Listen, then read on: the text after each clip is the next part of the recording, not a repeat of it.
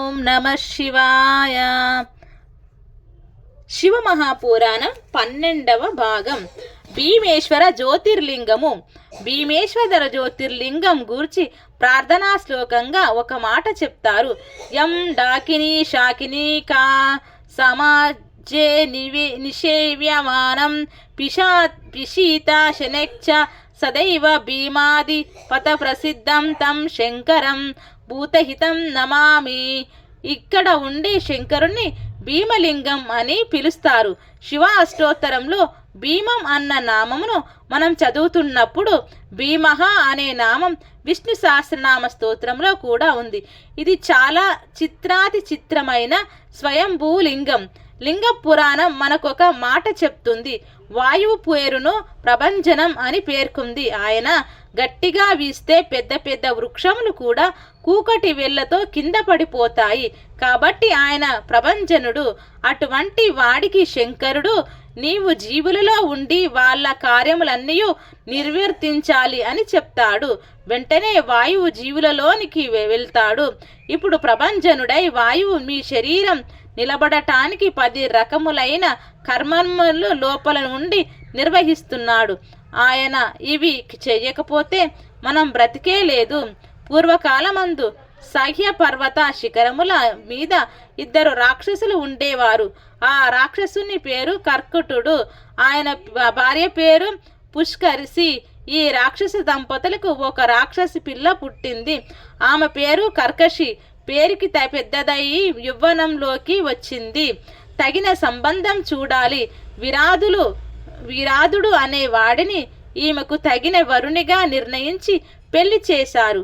కొంతకాలమునకు రామచంద్రమూర్తి అరణ్యవాసమునకు వచ్చి ఆ విరాధుడిని సంహరించాడు. ఈవిడకి వైధవ్యం వచ్చింది. రాముడి పట్ల వైరం ఉన్న కుంభకర్ణుని పట్ల మక్కువ పెంచుకుంది. ఈ విషయం తెలుసుకుని కుంభకర్ణుడు ఆమె దగ్గరికి వచ్చాడు. కదలీవనంలో ఉన్న ఆమెను స్వీకరిస్తానని చెప్పి ఆమెను బలాత్కారం చేసి వెళ్ళిపోయాడు. ఆవిడకి కుంభకర్ణుడి వల్ల ఒక కొడుకు పుట్టాడు. ఆ పుట్టినవాడు అపారమైన బలవంతుడు అవ్వాలని ఆమె కోరుకుంది. తన కొడుకు తన భర్త విరాధునిడిని కుంభకర్ణుని సంహరించిన రాముడిని సంహరించగల శక్తిమంతుడు కావాలని ఆమె కోరిక. అందుకని ఆ పిల్లాడిని భీమహ అని పిలవటం ప్రారంభించింది. భీమహ అనే గొప్ప బలం ఉన్నవాడు అని అర్థం. వాడు పెరిగి పెద్ద రాక్షసుడు అయ్యాడు. వాడు ఒకనాడు తల్లిని నాన్నగారు ఎక్కడా అని అడిగాడు. అప్పుడు ఆమె తన కథను కొడుక్కి చెప్పి, ఈ రాముడు ఇప్పుడు అవతార పరిసమాప్తి చేసి విష్ణువుగా ఉన్నాడు. కాబట్టి ఇప్పుడు నీవు విష్ణువును సంహరించాలి అని చెప్పింది. విష్ణువు గురించి లోకమన్నిటినీ వెతికి విసిగిపోయాడు. ఎవడైనా భగవంతుణ్ణి పాదముల పట్టుకున్నవాడు ఉన్నట్లయితే వాడి తలకాయ తీసివేయమని ఆజ్ఞాపించాడు. ఇలా భక్తులందరినీ చెనుకుతూ వెళ్ళిపోతుండగా ఒకానొకప్పుడు కామరూప రాజ్యమున పరిపాలిస్తున్న సుదక్షుడను అనే రాజు జోలికి వెళ్ళి ఆయన్ను ఓడించి తీసుకువచ్చి కారాగారంలో పెట్టాడు. సుదక్షుడి పార్థివ లింగం పెట్టి రోజూ లింగార్చన చేస్తుండేవాడు. మనస్సుతోనే ఆయన అన్నీ సృష్టించి శివపూజ చేస్తుండేవాడు. అలా చేస్తుంటే అక్కడ ఉన్న కపాలధారులు వెళ్ళి ఆ విషయం రాజుకు చెప్పారు. వీడికి ఇక్కడ లేని కోపం వచ్చి నాకన్నా గొప్పవాడు ఎవడు, ఇప్పుడే ఈ లింగమును కత్తితో నరికేస్తాను అని చంద్రహాసం తీసి శివలింగం మీద కొట్టబోతుండగా సుదక్షుడు పరమేశ్వర నీవు ఆవిర్భవించి వీరిని సంహరించు అని ప్రార్థన చేశాడు. ఎప్పుడైతే తన చేతిలో ఉన్న చంద్రహాసమును విసిరాడో అంతటా నిండి నిబిడీకృతమైన పరమాత్మ, ఈ కన్నులను కనపడని పరమాత్మ సకార రూపను పొంది పార్థివలింగంలోంచి బయటకు వచ్చి నేను నా భక్తుల జోలికి వెళ్ళి వాళ్ళని ఉపేక్షించను అని ఉత్తర క్షణం వాడిని కుత్తుక మీద పొడిచి సంహారం చేశాడు. ఆ సందర్భంగా పరమేశ్వరుడే తన పేరు భీముడు అని చెప్పుకున్నాడు. భీముడు అనగా అద్వితీయ పరాక్రముడు. ఇందులో తెలుసుకోవాల్సిన రహస్యం ఒకటి ఉంది. ఆ రాక్షసుని కక్ష విష్ణువు మీద అయితే ఇక్కడ పరమశివుడు వచ్చాడు.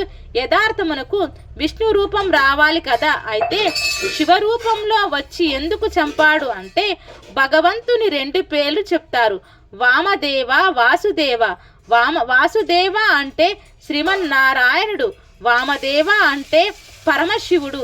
ఈ 2 పేర్లలో మారిన అక్షరములు మాసు. ఇప్పుడు సు పక్కన మా పెట్టండి, సుమ అవుతుంది. సుమం అంటే పువ్వు, పువ్వు అనగా జ్ఞానము. జ్ఞానం మీకు కలిగితే ఆ వామదేవుడు వాసుదేవుడు, వాసుదేవుడు వామదేవుడు అవుతారు. నామములు రూపములు మారాయి, తత్వరీత్యా ఉన్నది ఒక్కటే పదార్థం. అందుకే శివలింగమును పూజించి రాముని జోలికి వెళ్ళిన రామనాసురుని 10 తలలు తెగిపోతున్నప్పుడు శివస్వరూపం ఆపదు. శివస్వరూపం లోపలికి వెళ్ళి శ్రీ మహావిష్ణువు పాదములు పట్టుకున్న శ్రీ మహావిష్ణువు వచ్చి శంకరుడు చేసే ప్రళయమును ఆపడు. ఎందుచేత అంటే ఉన్నది ఒకటే పదార్థం. ఏకో దేవ సర్వభూతాంతరాత్మ స్రవభూతవాస సాక్షి చేతో కేవలోని నిర్గుణస్య అంది వేదం. ఆ ఉన్న ఒక్క పదార్థం అవసరమును బట్టి రూపమును మారుస్తుంది.